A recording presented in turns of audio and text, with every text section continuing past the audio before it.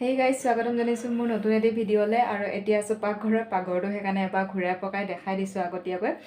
পাকঘৰত আছোঁ আৰু আজি মই এবিধ বনৰীয়া শাক বনাম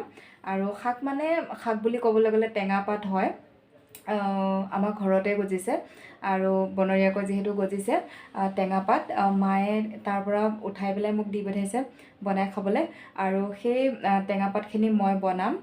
লোকেল পুঠি মাছ দি পেলাই তো লোকেল পুঠি মাছো লৈ আহিছোঁ লোকেল পুঠি মাছ দি পেলাই বনাম আৰু মই বিশেষ নামটো নাজানো পাতবিধৰ মানে কি বুলি কয় কি টেঙা বুলি কয় তথাপিও মই আপোনালোকক দেখাওঁ আপোনালোকে কোনে কি বুলি কয় এই শাকবিধক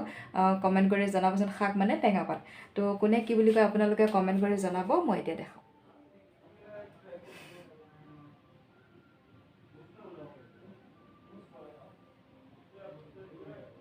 চিনি পাইছেনে বাৰু কি টেঙা পাত হয় আৰু আচলতে আমাৰ মাহঁতে চেঙা টেঙা বুলিয়ে কয় কিন্তু আপোনালোকে কোনে কি বুলি কয় এই টেঙাবিধক কমেণ্ট কৰি জনাবচোন আৰু খাবলৈ টেষ্টিও হয় মাছ দি বনালে আৰু যিহেতু লোকেল পুঠি মাছ খাই পেলাই ভাল লাগিব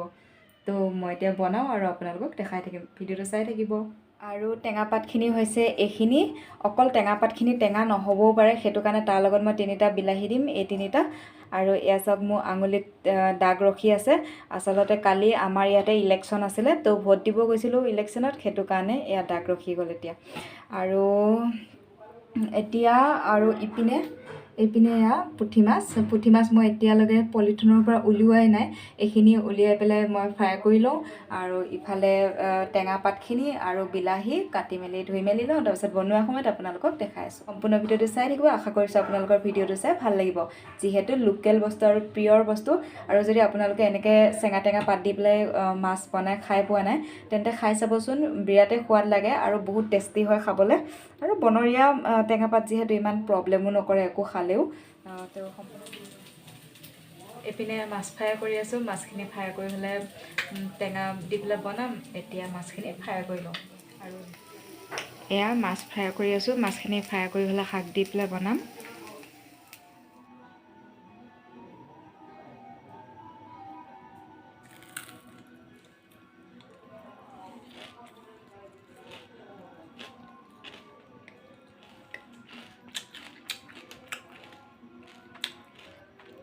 পুঠি মাছ লোকেল পুঠি মাছ ইমান ধুনীয়াকৈ ফ্ৰাই কৰিছোঁ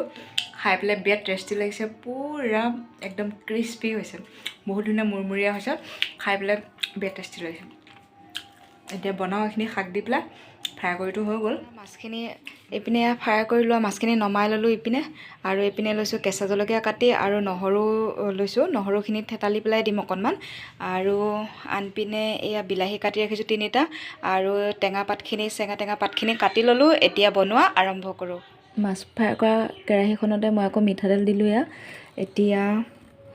ইয়াতে যিহেতু অলপ হয় টেঙাখিনি সেইটো কাৰণে অলপেই মিঠাতেল দিছোঁ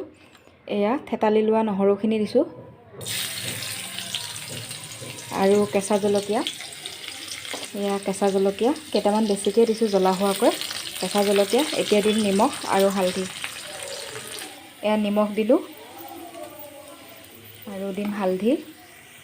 এয়া হালধি দিলোঁ ইমানখিনি হালধি দিছোঁ আৰু মই যিমান পাৰোঁ মিঠাতেলটো কমাই খাবলৈ চেষ্টা কৰোঁ আঞ্জাবিলাকত মই সদায় মিঠাতেল কমাই দিবলৈ চেষ্টা কৰোঁ কাৰণ বহুত বেছি তেল খোৱাটো ভাল নহয় পেটৰ কাৰণে সেইকাৰণে যিমান পাৰোঁ তেল কমাই দিবলৈ চেষ্টা কৰোঁ এতিয়া মই নহৰু আৰু জলকীয়া নিমখ হালধি দি ভাজা হৈ গ'ল অলপ ভাজি ল'লোঁ আৰু এতিয়া মই ইয়াত দিম ফাৰ্ষ্ট দিম বিলাহীখিনি এতিয়া বিলাহীখিনি দি দিওঁ মই ফাৰ্ষ্ট অলপ বিলাহীখিনি ভাজা হ'লে তেতিয়া টেঙা পাতখিনি দি দিম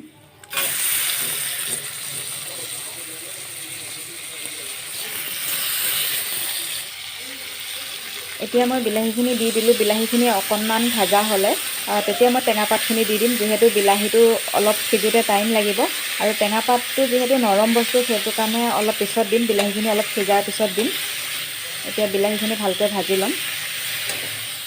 এতিয়া মই বিলাহীখিনি যিমান পৰিমাণৰ ভাজিব লাগে সিমান পৰিমাণে ভাজি ল'লোঁ আৰু এতিয়া টেঙা পাতখিনি দিবলৈ হৈছে টেঙা পাতখিনি দি দিওঁ